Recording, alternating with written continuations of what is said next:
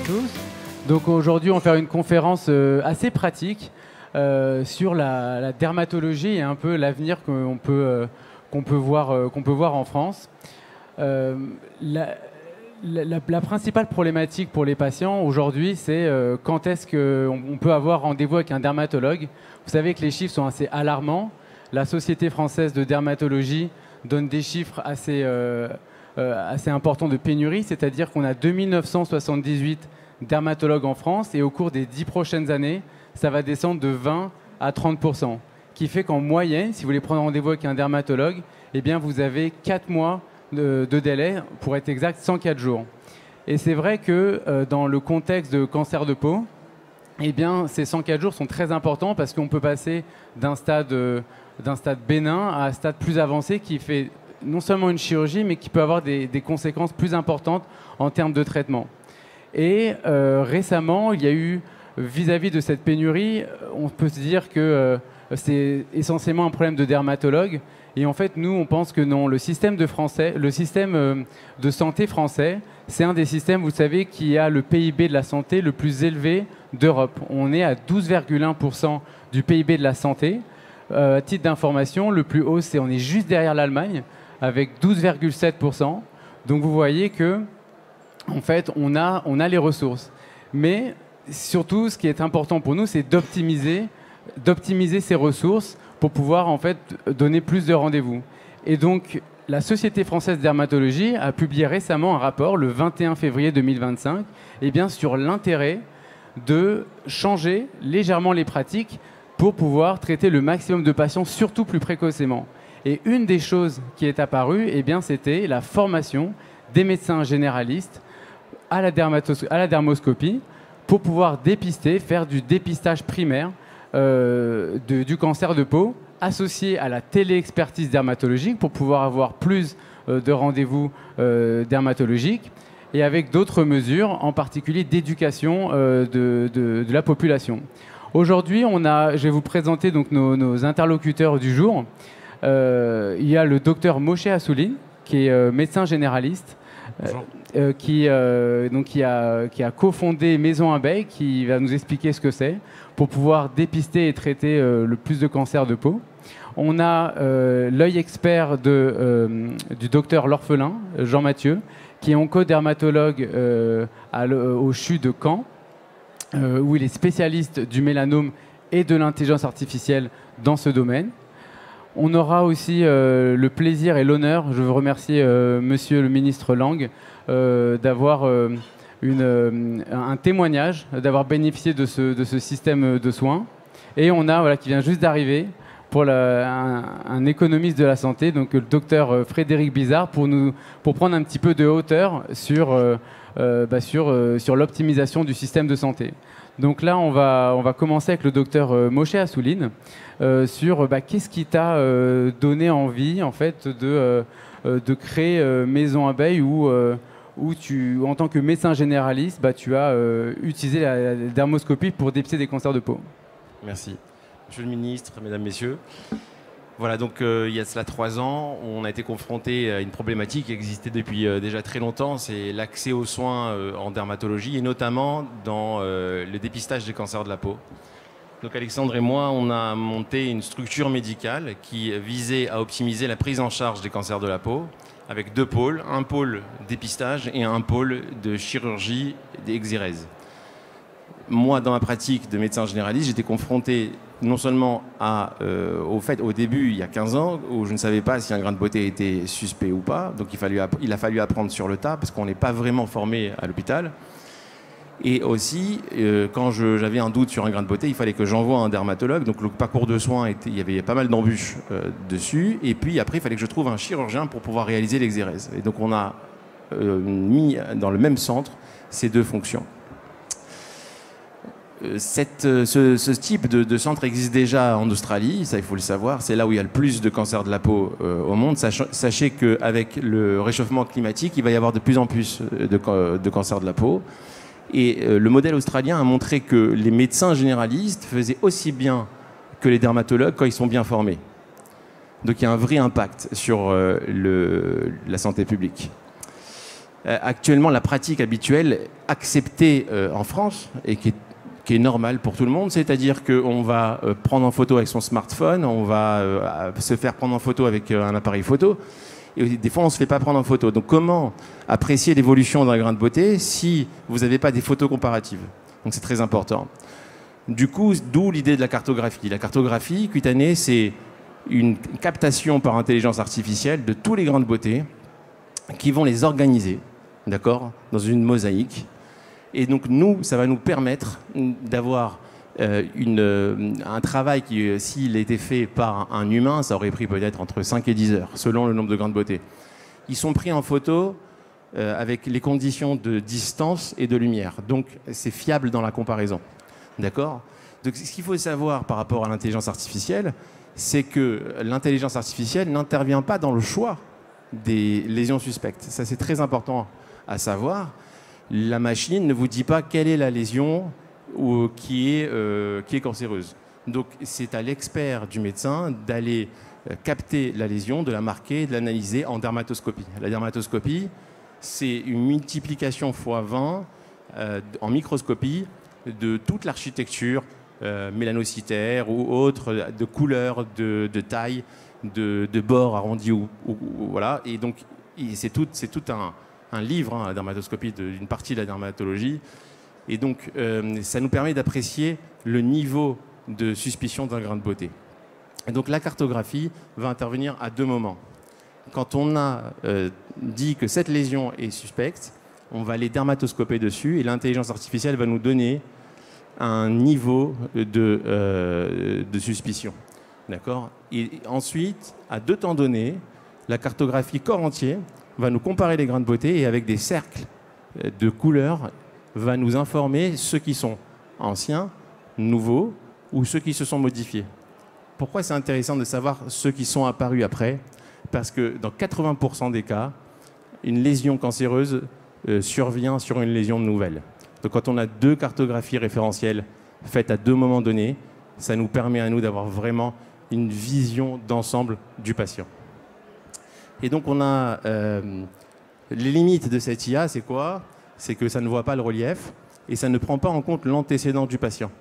Voilà, les facteurs de risque, l'exposition au solaire, les antécédents familiaux.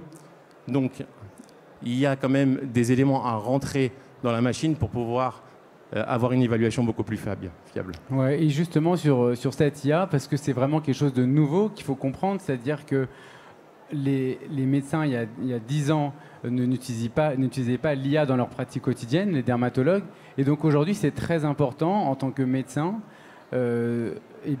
d'évaluer l'efficacité de cette IA sur nos patients. Parce que la plupart des études sont gérées par les industriels. Et c'est vrai que, et surtout, il y a beaucoup de biais qui peuvent se passer. Parce que, et même en termes d'IA, on peut avoir une IA qui marche super bien dans telle population, mais pas, des fois la couleur de peau peut changer complètement l'IA. Donc vous voyez, c'est très important qu'on évalue cette IA. Et justement, donc, chez Maison Abeille, tous les patients qui sont passés, donc à partir de 2022 jusqu'à maintenant, eh bien, si vous voulez, ils avaient une double évaluation. Ils avaient une évaluation du patient et ils avaient une évaluation IA. C'est-à-dire que tous les patients avaient un score IA pour dire, voilà, est-ce que ce névus, est-ce qu'il est cancéreux ou pas? Donc, on avait une couleur. S'il était jaune, c'est qu'il était a priori normal par l'IA. S'il était rouge, cancéreux. Et s'il est entre les deux, qu'on appelle la zone grise, eh bien, on ne savait pas. Toutes les décisions, le fait de faire une biopsie ou l'exérèse, c'était le médecin qui le prenait. Et justement, on a quelques chiffres à vous donner aujourd'hui sur comment, je veux bien préciser, entre nos mains, ce que l'IA donne. Donc peut-être tu peux donner quelques résultats sur l'étude qui a été faite. Déjà, vous pouvez me poser la question pour savoir pourquoi on s'appelle Maison Abeille. C'est parce qu'on est organisé comme une ruche. Les abeilles sont contributives, elles sont complémentaires, et c'est exactement entre Alexandre et moi, on a une complémentarité de 2 cercles qui se touchent, hein, voilà. On est complètement complémentaires. Je ne sais pas faire ce qu'il fait et lui, il ne sait pas faire ce que je fais. Ce qui est intéressant dans cette étude, c'est que c'est la première, enfin une des premières, je crois, je ne sais pas trop, mais en tout cas en France, en médecine générale, sur le dépistage des cancers de la peau. Et donc, ce qu'on a évalué, c'est savoir est-ce que l'IA est performante en comparaison avec les résultats d'anatomopathologie. Donc on enlève les lésions chirurgicalement par Alexandre et à la fin le laboratoire nous dit c'est un cancer ou c'est pas un cancer et on voit ce qu'avait dit l'IA.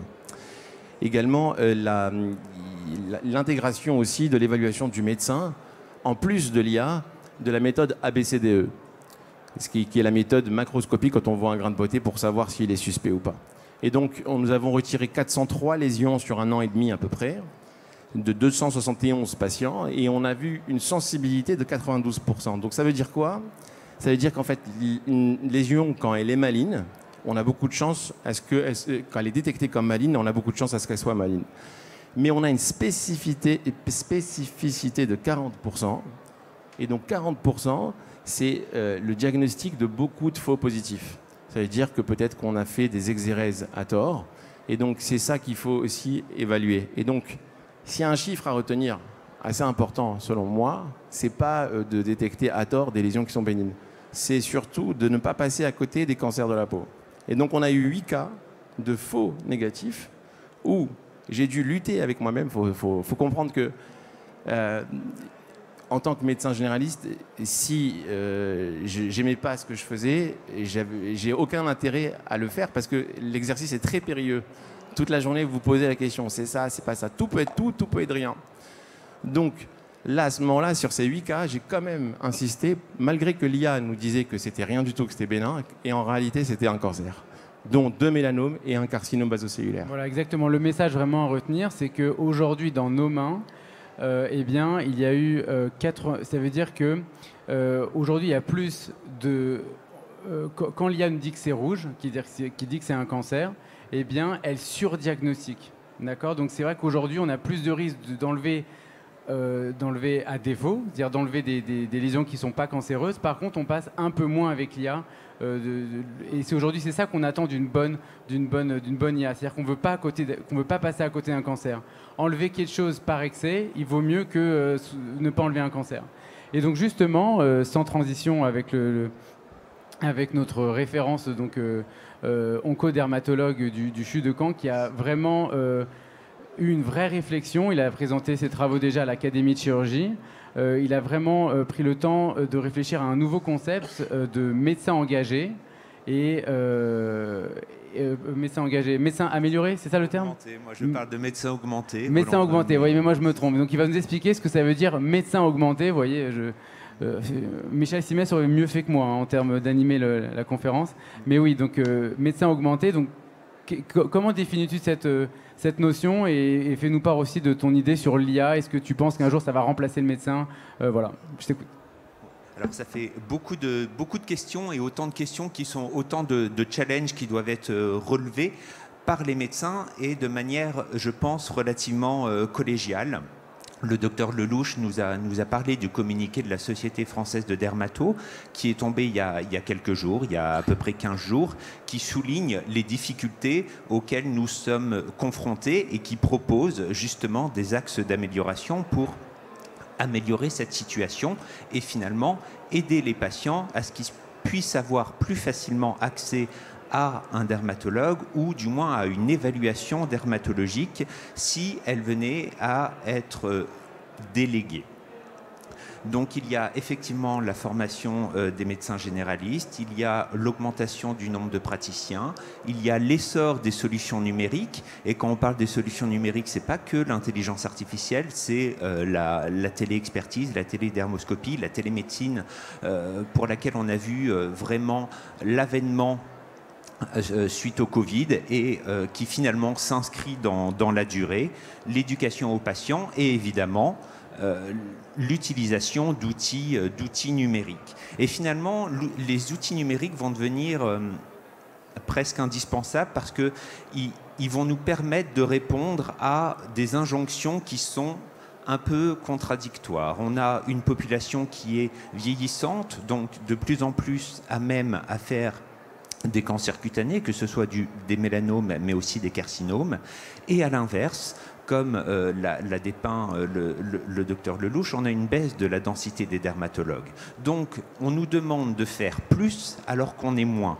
Et c'est peut-être là où on a vraiment besoin du coup de ce concept de médecin augmenté avec l'intelligence artificielle, le médecin plus l'intelligence artificielle, qui va nous rendre meilleurs qu'actuellement et qui va peut-être nous permettre de relever ces défis qui sont extrêmement challengeants.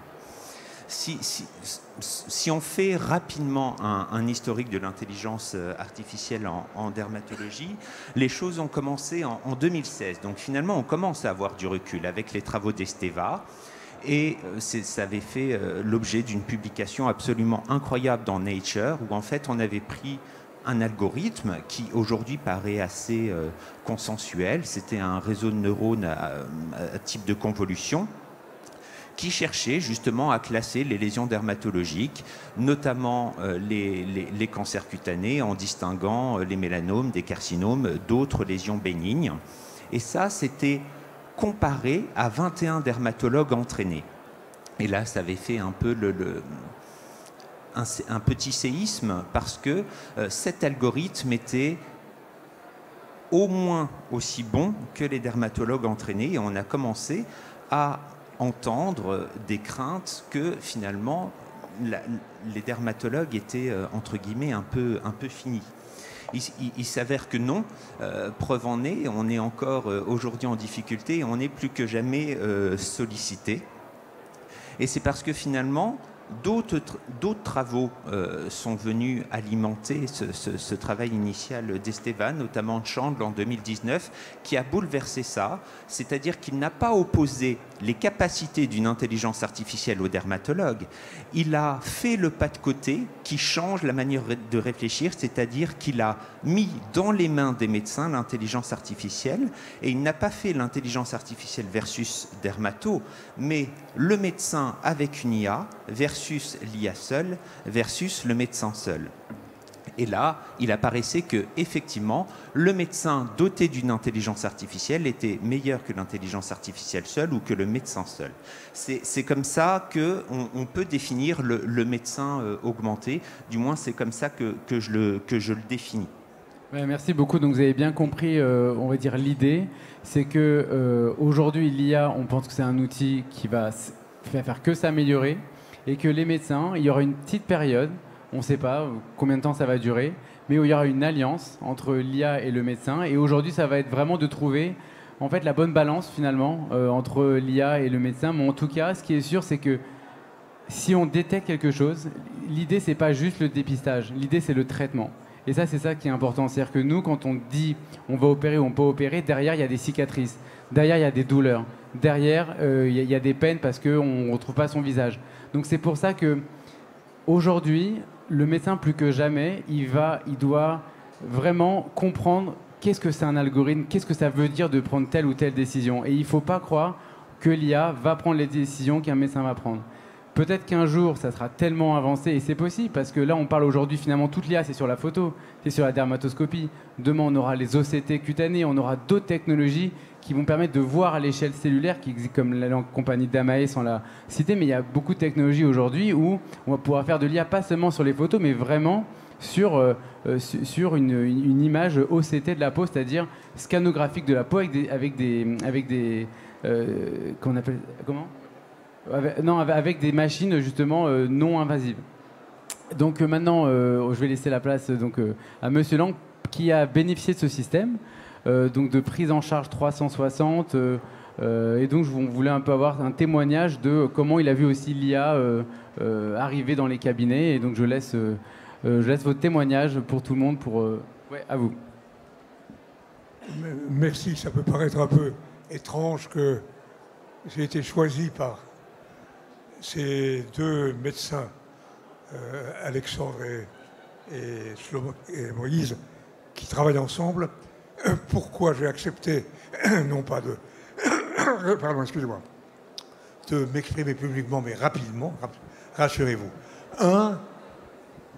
J'ai eu le malheur de perdre, nous avons eu, ma femme et moi, le malheur de perdre une de nos filles qui a été emportée par mélanome. 2, je suis un exemple à ne pas suivre. J'ai adoré le soleil à la folie, il fallait bien un jour en payer le prix, si j'ose dire. 3, j'ai eu la chance de connaître ces 2 amis.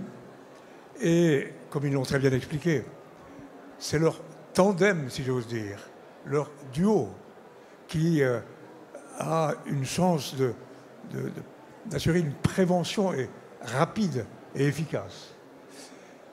Et l'idéal, ce serait que ce type de duo, de tandem, puisse répandre un peu partout à travers le pays. Et à travers ce qui a été expliqué, ils ont détecté sur ma petite personne, je suis finalement un citoyen augmenté, pardon. La présence de, je minimise un tout petit peu, une bonne dizaine de cancers et au moins un mélanome. Et la chance qui est la mienne, mais qui est celle d'autres personnes, et qui pourra l'être de tous les citoyens si ce système se généralise, c'est que aussitôt détecté, aussitôt extrait, aussitôt analysé. Donc voilà, je n'ai rien d'extraordinaire à vous raconter. Simplement, je crois réellement que cette prévention est vitale, que vous-même vous êtes un autre exemple, cher docteur, et je crois que les pouvoirs publics sont maintenant conscients qu'il faut soutenir, encourager, je ne sais plus quels sont les chiffres, au moins 3000 personnes par an. En termes de décès oui. En termes de décès, on est aux alentours de... on a près de 2000 mélanomes de décès. Ouais. 2000 mélanomes. Bon, 2000 voilà. décès, 2000 je n'ai décès. rien à dire d'autre. Pas de soleil abusif, multiplier les tandems Alexandre Chlomo partout à travers le pays, et puis le reste suivra. Merci beaucoup. Merci. Alors, merci beaucoup, Monsieur Lang, pour ce témoignage. Et c'est vrai que, en fait, toutes les initiatives sont accueillies, c'est-à-dire les tandems médecins généralistes chirurgiens, dermatologues chirurgiens, toutes les différentes choses qui peuvent améliorer la prise en charge, parce que chaque ville a ses codes, etc. Mais en tout cas, toutes les initiatives qui permettent d'optimiser les soins du patient pour pouvoir en traiter plus et traiter mieux sont les bienvenues. Donc là, je vais laisser la parole au professeur Frédéric Bizard, on va prendre un peu de hauteur pour la fin. Donc là, on a parlé vraiment ensemble d'un système du patient, comment marche l'IA dans notre pratique. Et là, le professeur Bizard va nous expliquer un petit peu comment il voit. Il a écrit un livre très récent sur l'économie de la santé et comment il voit l'optimisation. Et donc, je te laisse la parole. Merci Alexandre. Alors, c'est pas tellement comment je vois les choses. Moi, je suis macroéconomiste et ce qui m'intéresse, c'est d'essayer de faire fonctionner les modèles, dont les modèles économiques, les modèles de santé, les modèles sociaux en général. Je travaille beaucoup sur la protection sociale. Et ça ne vous a pas échappé que notre système était plutôt en souffrance. Et ça ne vous a pas échappé aussi quand on est dans cet environnement-là, où on peut voir un anachronisme fort entre une époque où nous n'avons jamais eu autant de ressources pour soigner les gens, jamais eu autant de ressources financières, jamais eu autant de ressources technologiques, jamais eu autant de ressources humaines, quoi qu'on en dise, jamais. Et pourtant, notre système est dans une crise réelle et profonde. Donc c'est parce que notre modèle a été pensé avant les grandes transitions qui changent complètement la donne. Donc il faut juste ajuster notre système de santé à son environnement. Il y a une triple transition qui est démographique, une population vieillissante. Vous allez me dire, ça change quoi ? Ça change la gestion de gérer le risque. Ça change exactement ce qu'on vient de ce dont on parle ici, c'est-à-dire que plutôt que d'une gestion en aval, une fois que le risque est exprimé, il faut une gestion en amont, ce qu'on appelle la prévention. Il faut gérer le risque avant qu'il arrive.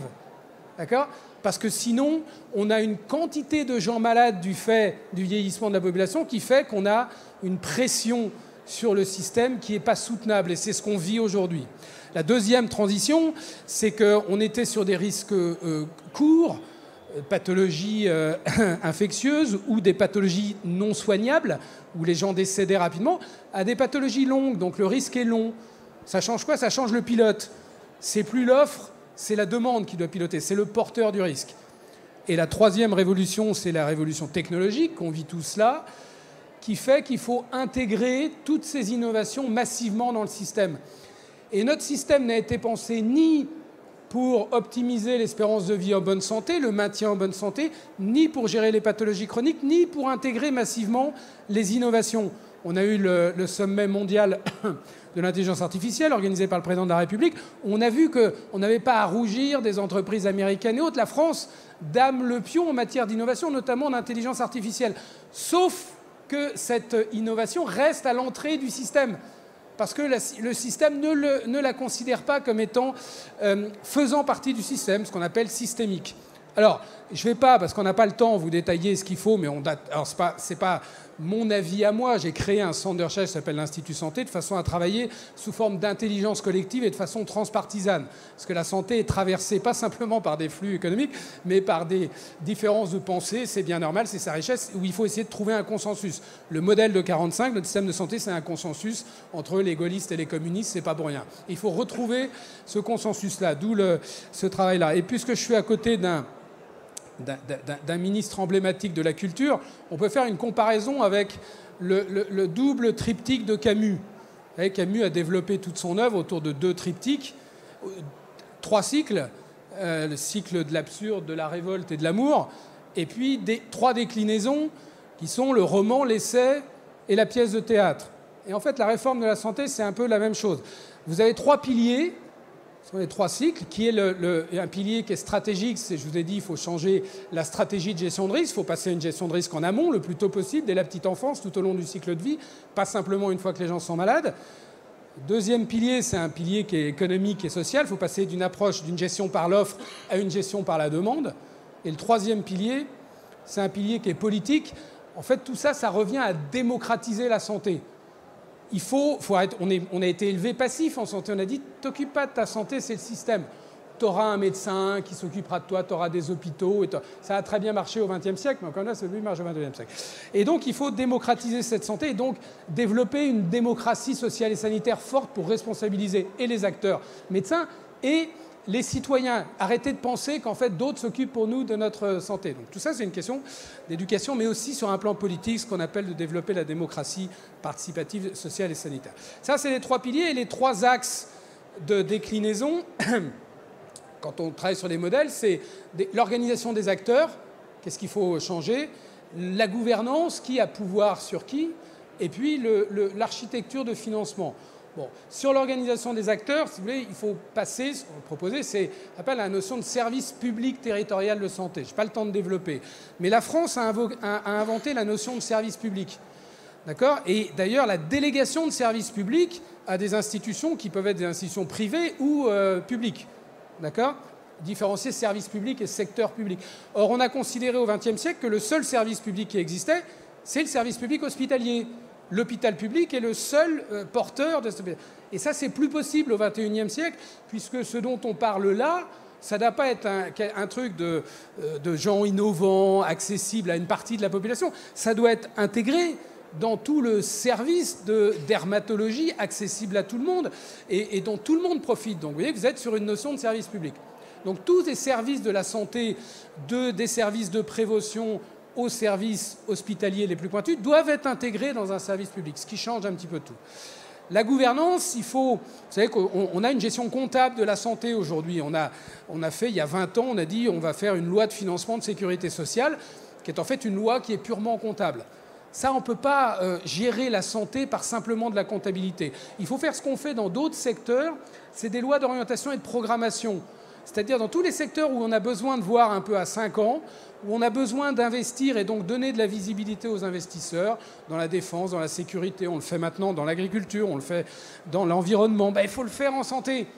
Donc ça change l'organisation de l'État. Et puis le dernier, et je m'arrêterai là, on a la chance d'avoir 2 financeurs forts en France, un public qu'on appelle la sécurité sociale avec sa branche santé, et un autre privé composé notamment de mutuelles et tout ça.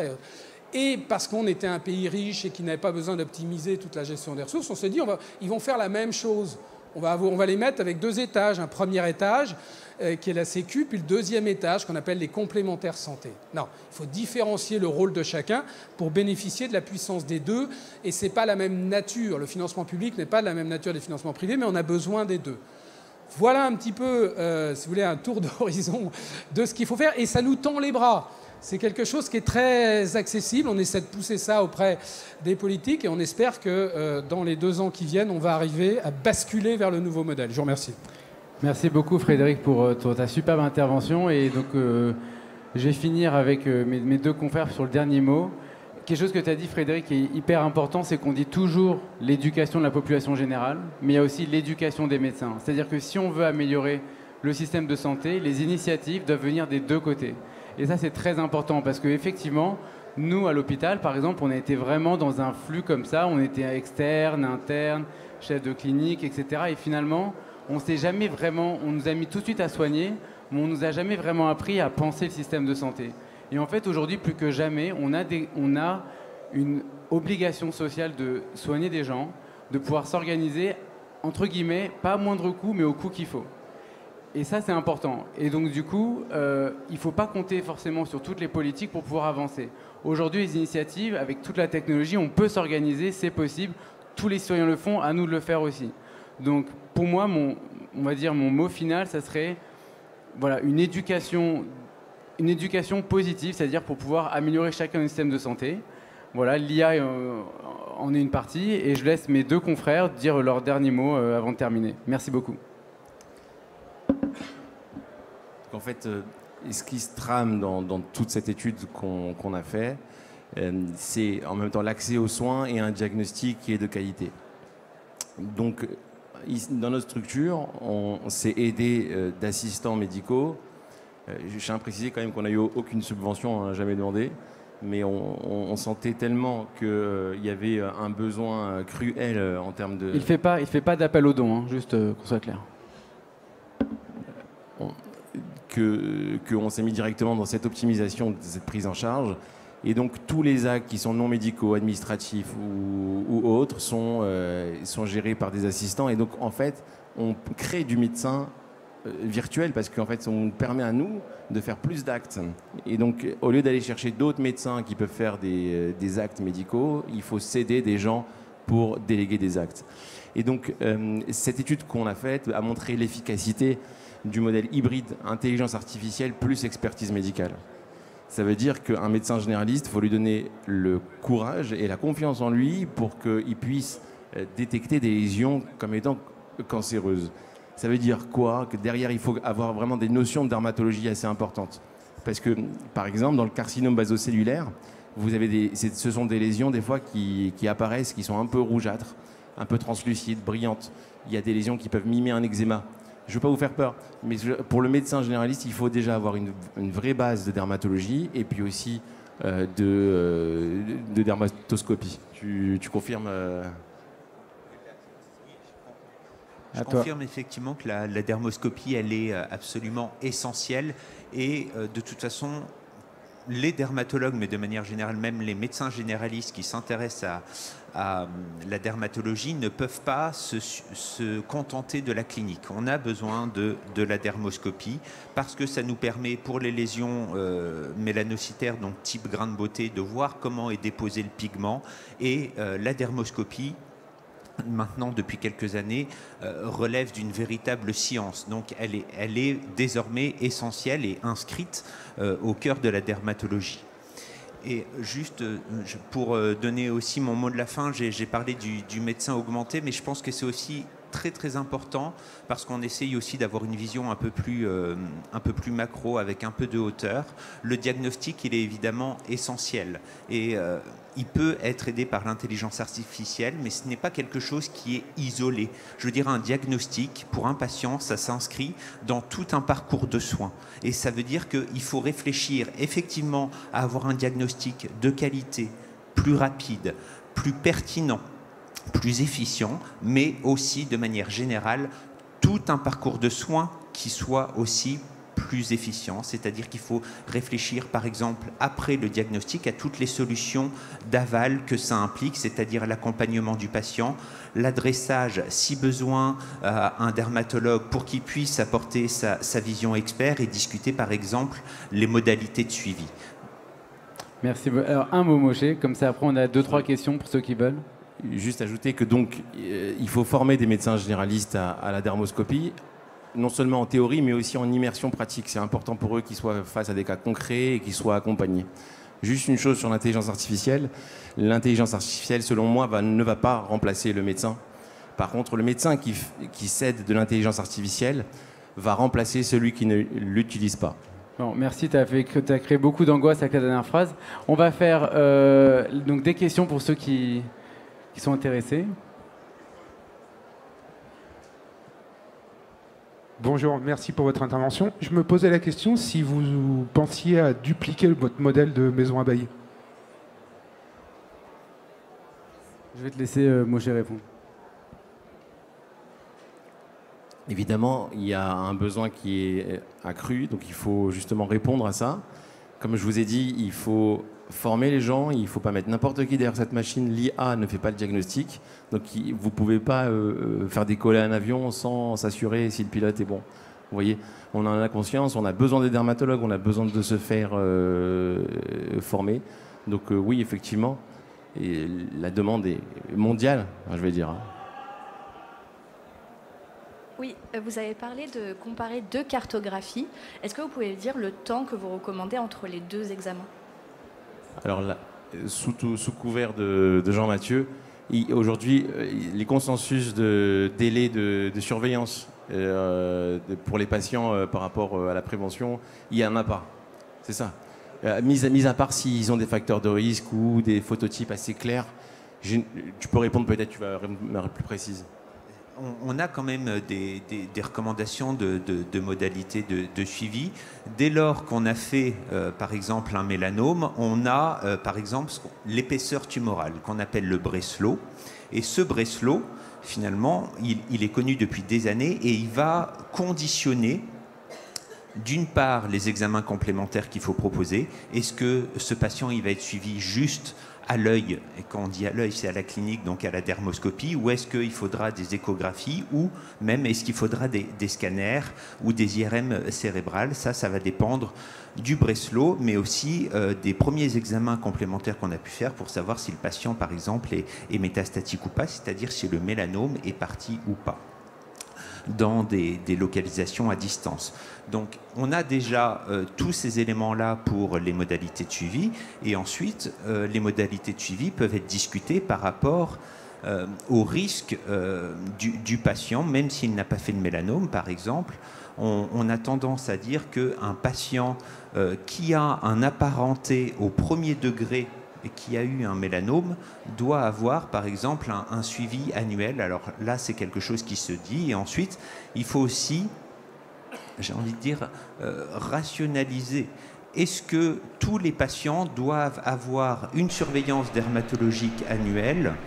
Non, en fait il faut au moins un premier œil qui va évaluer le risque du patient, par exemple en fonction de ses antécédents, qu'ils soient personnels, qu'ils soient familiaux, mais aussi en fonction de son phototype, c'est-à-dire de sa couleur de peau. On sait que, par exemple, une personne qui a la peau extrêmement laiteuse, qui est rousse, donc pour nous, dermatologues qu'on classe en phototype 1, a un risque bien au-delà, bien supérieur que d'autres patients de développer un cancer. Et enfin, il y a aussi les gens qui ont ce qu'on appelle un syndrome des névis atypiques, c'est-à-dire qu'ils ont plein de grains de beauté sur eux. Et généralement, nous, en tant que dermatologues, on aime bien avoir la politique du vilain petit canard. C'est-à-dire que les grains de beauté se ressemblent tous plus ou moins, et hop, il y en a un qui ressemble moins aux autres. Eh bien, celui-là, il doit attirer notre œil. Lorsque un patient a ce syndrome des névis atypiques, c'est un patient qui peut avoir 50, 150, 300 grains de beauté sur le corps, et l'ensemble de ces grains de beauté ne présente pas d'architecture similaire. Donc, cette logique de vilain petit canard ne marche pas, et on sait que ça, par exemple, c'est un risque accru de développer un mélanome, et dans ce cas, effectivement, on va aller proposer une surveillance un petit peu renforcée. Donc, on a effectivement des guidelines pour des suivis, et ensuite, il faut quand même arriver à l'adapter au risque intrinsèque du patient. En gros, c'est vrai que quand on n'est pas dans le cadre d'un suivi, en gros, il n'y a pas de guideline. C'est ça, en fait, effectivement, la réponse. c'est en gros par rapport avec votre dermatologue, est-ce qu'il va juger que vous êtes à risque ou pas? Mais aujourd'hui, c'est vrai que, est-ce que, par exemple, ici, combien on propose d'examens cartographiques par an? Mais en fait, ça va dépendre aussi de vos stress. On a énormément de patients qui viennent chez nous juste parce qu'ils sont stressés et qu'on le fait. Et aujourd'hui, c'est un peu dans la mouvement des choses, c'est qu'on a un certain stress vis-à-vis de se faire dépister. Il y en a qui se font des IRM, et bon, aujourd'hui, c'est pareil. Aujourd'hui, il y en a qui se font dépister, même si ce n'est pas purement recommandé. Il s'avère que c'est vrai qu'on peut trouver un comme ça, ce qui n'a aucun critère de risque et qu'on a un cancer. Après, c'est vrai que c'est nous et notre stress. Et aujourd'hui, c'est vrai que ce genre de structure, en fait, a lieu d'être parce qu'il y a aussi on va dire une poussée et une volonté des patients de se faire contrôler. Oui, alors moi je suis valentinoise, j'arrive de la Drôme, donc la Drôme qui est un synonyme de beauté et de petite France. Je suis porteuse, alors je suis très heureuse de voir qu'il y a de l'espoir dans des organisations tripartites entre des généralistes, des chirurgiens et puis des spécialités telles que l'oncologie.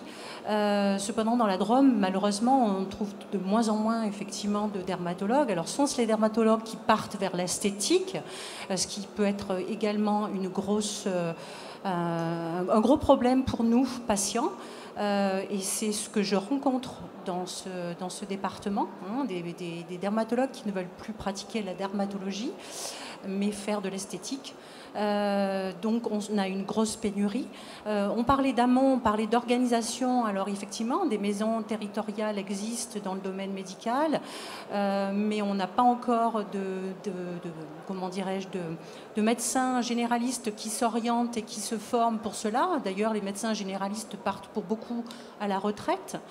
Donc je ne sais pas si une organisation amont et une délégation de service public, puisqu'on parlait de service public, c'est vrai que la médecine générale et la médecine est porteuse d'un service public qui est le soin apporté à sa population, qui demanderait ça. Donc je fais des remarques, je fais des observations, pas forcément des questions.